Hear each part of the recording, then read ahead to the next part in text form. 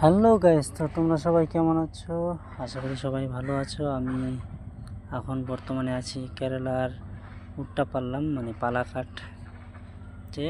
তো আজকে সানডে, রবিবার, আমরা সব 7জন আছি। তো কেউই আসবে না কাজে বলতেছে।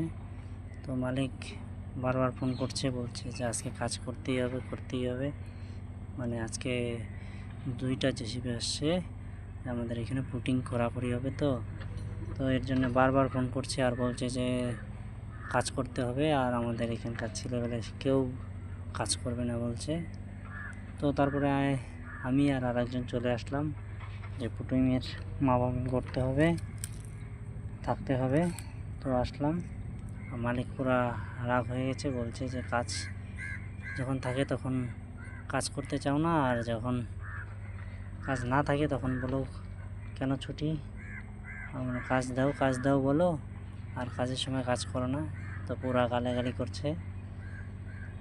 তো আজকে 2টা জেসিবি এসে পড়েছে আর আমরা এখন দাঁড়িয়ে দেখছি, মাপামাপি করছি।